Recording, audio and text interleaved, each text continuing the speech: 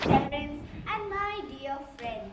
I Adya and I Abhinav on behalf of my class grade 5E welcome you all here. Before we begin our class assembly, let's join our hands and close our eyes for the morning prayer. Is care and compassion. But Abhinav, do we know the meaning of care and compassion? Friends, do we really know the meaning of care and compassion? Now I would request my friends to say the meaning of care and compassion. Good morning, friends. Today we will tell you the meaning of care and compassion. See, care the world you live in, your home, your environment, and people around you.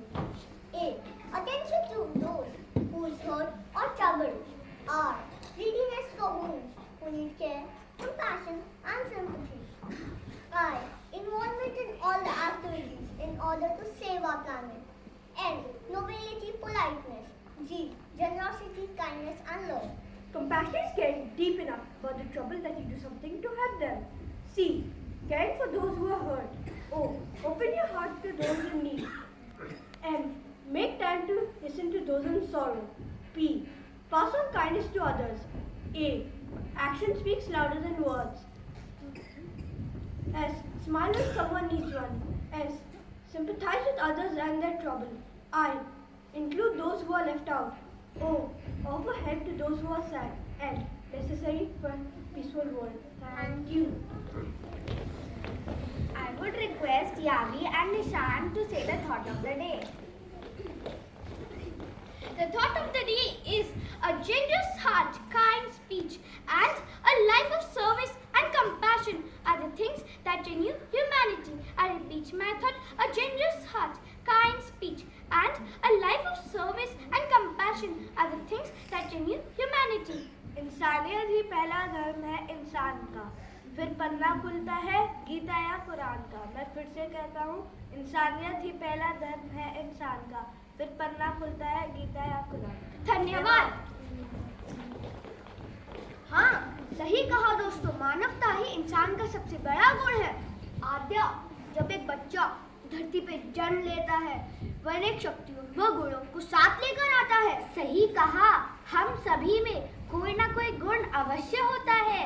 जरूरत है उसे पहचानने व निखारने की। यही पहचानने व निखारने का काम हमारे माता पिता, अध्यापकगण व घर के बड़े लोग करते हैं। अभिनव, हमारी एक मित्र अनुष्का ने माता पिता के ऊपर एक कविता लिखी है, आइए सुनते हैं। घर मेरा एक बरगद है, मेरे पापा जिसकी जड़ है, घनी छाँव है मेरी माँ, यही है मेरा आसमां। पापा का प्यार है बड़ा अनोखा, जैसे शीतल हवा का झोंका। माँ की ममता सबसे प्यारी, सबसे सुंदर, सबसे न्यारी। हाथ पकड़ चलना सिखलाते पापा हमेशा खूब घुमाते। माँ मलहम बनकर लग जाती जब भी हमको चोट सताती। माँ ममता की धारा है, पिताजी ने का सहारा है। धन्यवाद।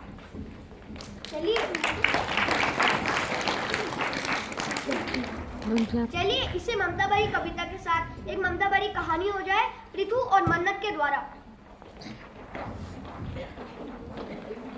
नमस्कार, जरा ध्यान से सुनिएगा। एक बार की बात है, एक जंगल में सेब का एक बड़ा पेड़ था। एक बच्चा रोज उस पेड़ पर खेलने आया करता था। वह कभी पेड़ की डालियों से लटकता, कभी फल तोड़ता। सेब का पेड़ भी उस बच्चे से काफी खुश रहता था। कई साल इसी तरह बीत गए। अचानक एक दिन बच्चा कहीं चला गया और फिर लौट कर न आया। पेड़ ने उसका काफी इंतजार किया, पर वह फिर भी नहीं आया। फिर अचानक एक दिन बच्चा वापस आया। अब आगे देखते हैं आगे क्या हुआ। तुम वापस आ गए दोस्त? कोई बात नहीं, मैं खुश हूँ। आओ मेरे साथ खेलो। अब मैं बड़ा हो गया हूँ, मुझे तुम्हारी फल टहनियों की जगह खिलौनों से खेलना अच्छा लगता है, परंतु मेरे पास इतने पैसे नहीं जो मैं खिलौने खरीदूं। तुम निराश मत हो दोस्त, तुम मेरे फल तोड़ के खिलौने खरीद लो। धन्यवाद, तुम कितने अच्छे हो, मैं सारे फल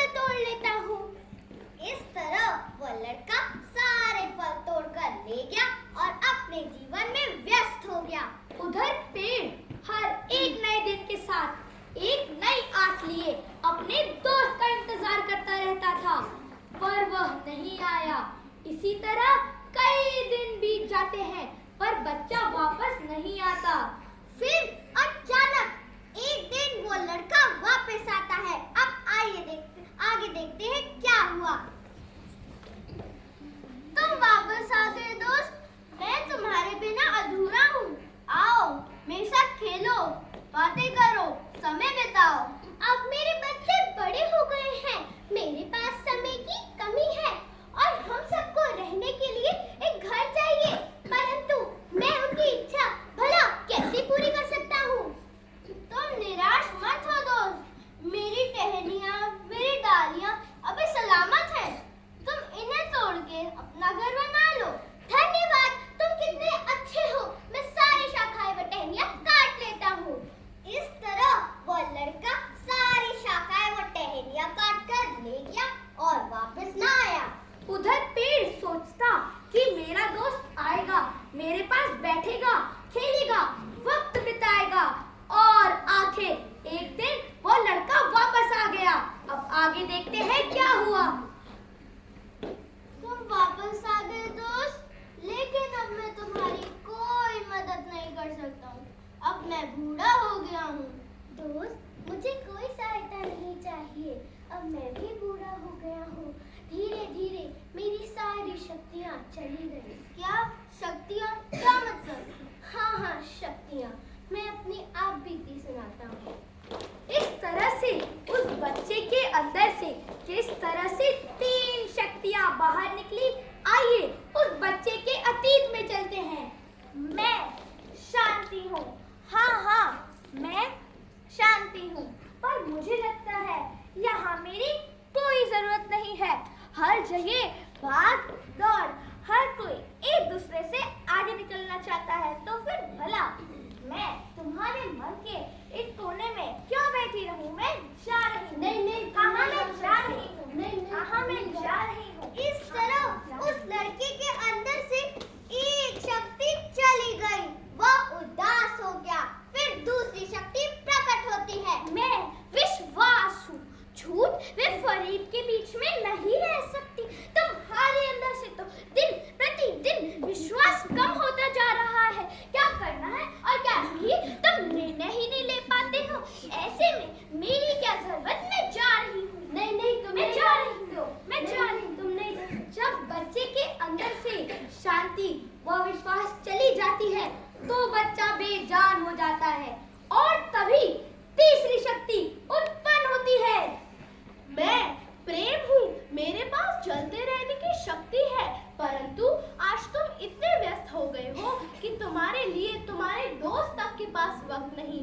मेरा यहाँ कोई काम नहीं। मैं जा रही हूँ। नहीं, तुम नहीं जा। मैं जा रही हूँ। नहीं, ऐसे मेरी सारी शक्तियाँ नहीं जा सकती। नहीं, ऐसे मेरी सारी शक्तियाँ नहीं जा सकती। तो देखा दोस्त, इस तरह मेरी सारी शक्तियाँ चली गई। अब मैं किसी लायक नहीं रहा।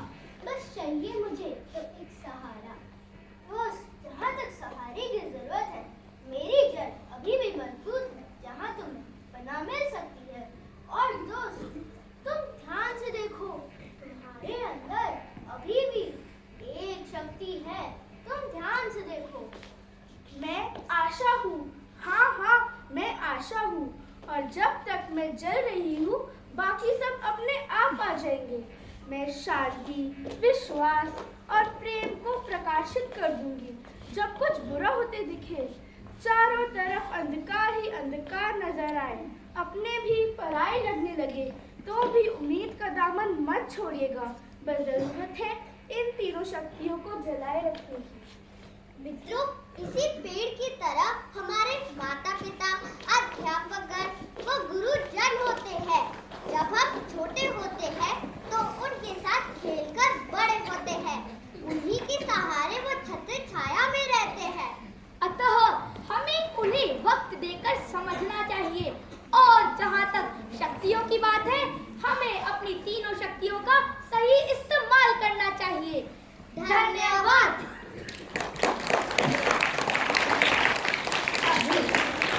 Abhinav, what a beautiful story. It just touched my heart. Adya, wake There's some of our friends who want to share the experiences with us. Come and hear them. Friends, I think caring is helping our dearest and nearest. Our parents and grandparents do so much for us, and we can help them by working in the garden, washing up, making food, and doing other kinds of housework. Yeah, we should respect our elders by treating them with love, kindness, and sympathy. I think we should always provide seats to our elders in metro or train. I have a granny whom I love very much and I care for her every time. I think caring is looking after little children and sharing toys with them. I have got a cousin who is 2 years old. He likes to play with me. I always give him my toys to play. My cousin is very lively and sometimes naughty, and I try to care for him when he does something dangerous. We do lots of things to take care of nature. I love nature as it is so beautiful and full of wonders. I think we should take care of it. And we should take care of plants, birds and animals too. Winter is very cold, so my classmates and I do my best to help poor birds which can't find enough food to eat. We make feeders and give seeds, corns and breads to sparrows, pigeons and other birds too. I value nature and I do my best to help it. We must take care of environment. We keep our forests, rivers, lakes clean. Plant trees, bushes and take care of them. Anyone who has a pet is a happy person. As I'm sure pets enrich our life. They give us a lot of joy, moments and happiness. Treat your pets and take good care of them. Friends, today I'm going to share my experience with you. Do you remember that week of October when an NGO or you may say an organization named Goons based in Delhi came to our school for 1 whole week? This NGO undertakes disaster relief and community development work. During this week of October, we contributed underutilized clothes and household products to distribute to the poor people.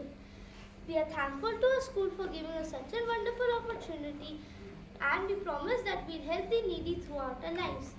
Thank you.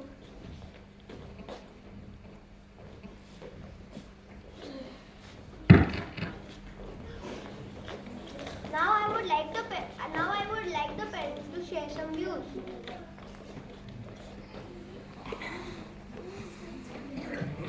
For such a wonderful experience, for such a wonderful presentation.